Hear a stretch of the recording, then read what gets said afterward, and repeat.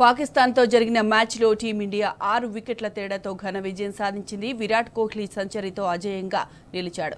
Shreyas Iyer half సెంచరీతో అలరించాడు. బ్యాటింగ్తో పాటు బౌలింగ్లో రాణించిన టీమిండియా ఛాంపియన్స్ ట్రోఫీలో రెండో విజయాన్ని నమోదు చేసింది. ఛాంపియన్స్ ట్రోఫీలో భాగంగా పాకిస్తాన్తో జరిగిన మ్యాచ్లో టీమిండియా 6 వికెట్ల తేడాతో ఘన విజయం సాధించింది. విరాట్ కోహ్లీ సెంచరీతో అజేయంగా నిలిచాడు. 111 బంతుల్లో 100 పరుగులు చేసి నాటౌట్గా నిలిచాడు. విరాట్ కు ఇది వన్డేలో 51వ సెంచరీ. అటు శ్రేయస్ అయ్యర్ హాఫ్ సెంచరీతో అలరించాడు. బ్యాటింగ్ తో పాటు బౌలింగ్ లో రాణించిన టీమిండియా ఛాంపియన్స్ ట్రోఫీలో రెండో విజయాన్ని నమోదు చేసింది. పాక్ విధించిన లక్ష్యాన్ని 42.3 ఓవర్లలో 4 వికెట్లు కోల్పోయి ఛేదించింది. ఐసీసీ టోర్నీలో మరోసారి పాక్ పై టీమిండియాకు ఎదురులేదని నిరూపించింది.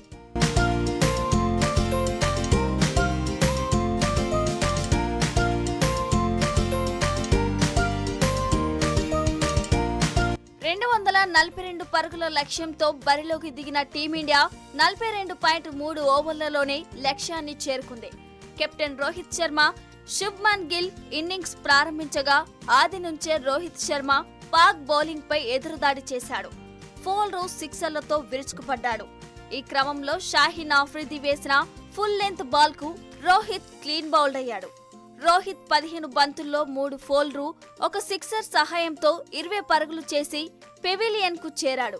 ఆ తర్వాత శుభ్మన్ గిల్ తో కలిసి విరాట్ కోహ్లీ ఇన్నింగ్స్ ను చక్కదిద్దాడు.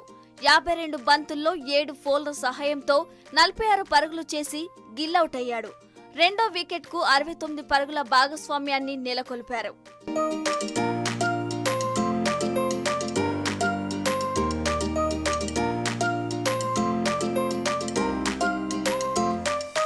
గిల్అవుట్ అయ్యాక బ్యాటింగ్ కు వచ్చిన శ్రేయస్ అయ్యర్ విరాట్ తో కలిసి విరాట్ కోహ్లీ స్కోర్ బోర్డును పరుగులెత్తించాడు.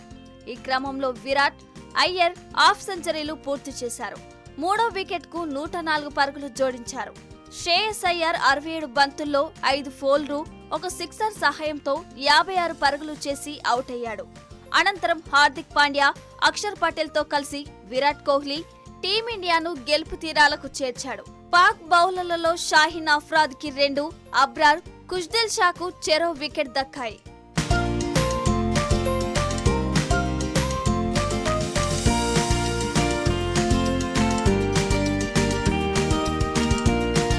వన్డేలో విరాట్ కోహ్లీ 51వ సెంచరీని నమోదు చేశాడు. 111 బంతుల్లో 100 పరుగులు చేసి నాటౌట్ గా నిలిచాడు. విరాట్ కోహ్లీ వన్డేలో 14,000 పరుగుల మైలురాయిని చేరుకున్నాడు. వన్డేలో వేగంగా 14,000 పరుగులు చేసిన క్రికెటర్ గా రికార్డును నెలకొల్పాడు. కోహ్లీ 287 వన్డే ఇన్నింగ్స్ లో 14,000 పరుగులు పూర్తి చేసి టీమిండియా దిగ్గజ ఆటగాడు సచిన్ టెండూల్కర్ రికార్డును అధిగమించాడు.